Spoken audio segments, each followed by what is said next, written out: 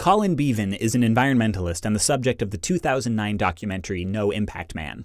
The doc and Beavan's book of the same name are about his decision to spend a year having zero impact on the environment, shutting off the power in his apartment, buying only local food, washing his clothes by foot in his bathtub. Beavan kept a blog of his experience by powering his laptop with a solar cell, and when it first got traction, there was a lot of hate. Not from the right, but from the left. I can't wait to wipe my ass with this book.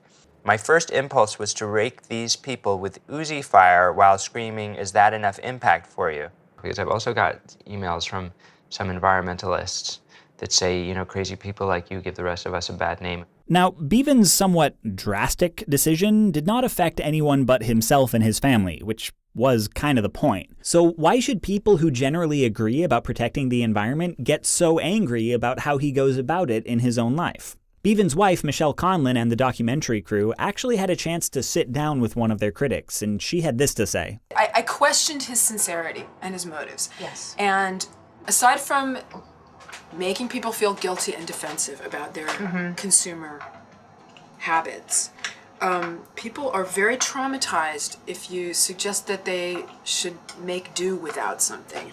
Now, when your friend or neighbor bikes 15 blocks because they refuse to get in a car to buy shitty, expensive coffee because it's fair trade and carries the cup 15 blocks home so they can throw it in the compost, maybe for a few minutes this has been you. Or maybe it's been you when someone declines a bite of your sandwich like this. Or declines an invite to your Christmas party like this. Or when you offer someone a beer at a party after having maybe a couple of your own and they decline like this. And you get kind of cold and quiet and your eyes narrow and you wonder, are they judging me? Why do these statements piss so many people off? Why do they read like judgments? Because they're not necessarily. They're often stated for practical reasons to explain a behavior. Here's why I'm not eating that sandwich. Here's why I turned off the power in my apartment. But the thing is that these people have made some bold decisions about how they live their lives, bold and inconvenient decisions. At first glance, their lives look less enjoyable than yours, and it seems they live their lives that way because they feel it's the more rational, possibly even more ethical way to live. Prompting the question, if they're right, what does that say about me?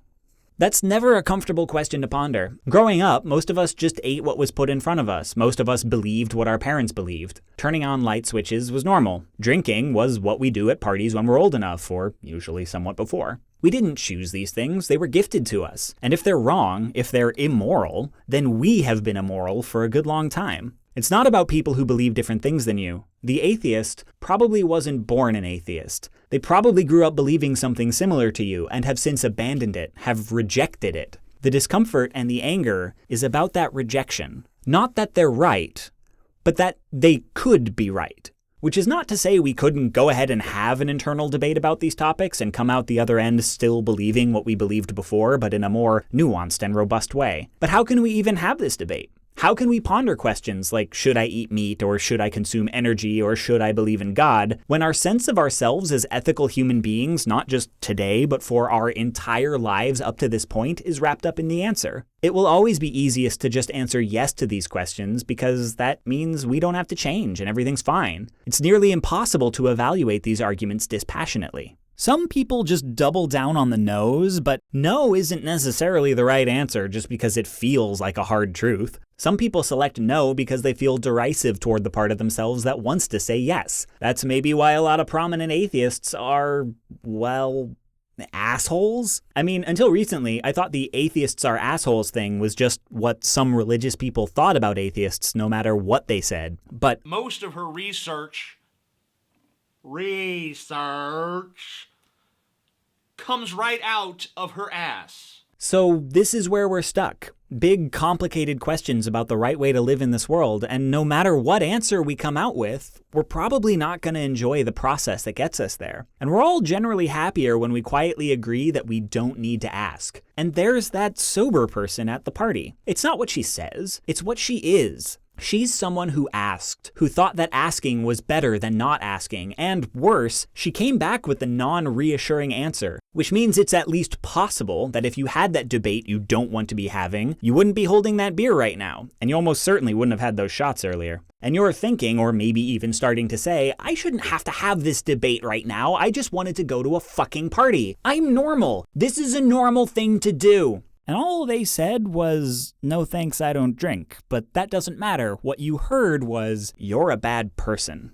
These beliefs are easy to hold when doubt is not entered into the equation. Introduce doubt, and they're all still possible, but they're no longer easy. And the alternative beliefs aren't easy either and may demand changes in lifestyle. When offered a forked path where each destination is difficult, most people would rather just stay put. But in the grand scheme, people like this, people who have to function as symbols for complicated debates other people are trying not to have with themselves, people who maybe just wanted to go to a party too, they aren't suffering that much. These things, in and of themselves, don't make you a minority. At the end of the day, they can say, "That sucks, but fuck it," and go back to their godless, tasteless, joyless, powerless lives.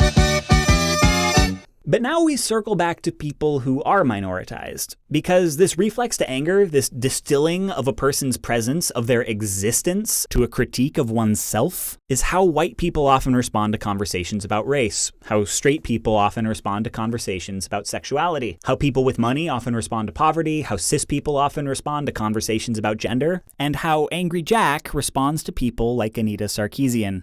Anita Sarkeesian is that woman at the party, who does not say but whose presence in his mind suggests that if he thought more critically about the media he consumes, he wouldn't be playing his favorite games. And that if he continues playing, having heard from her, it means he's a terrible person. She never says this. She doesn't believe this, but she makes him fear that it's true. These are people that he has social and political power over. That makes the whole thing a whole lot uglier.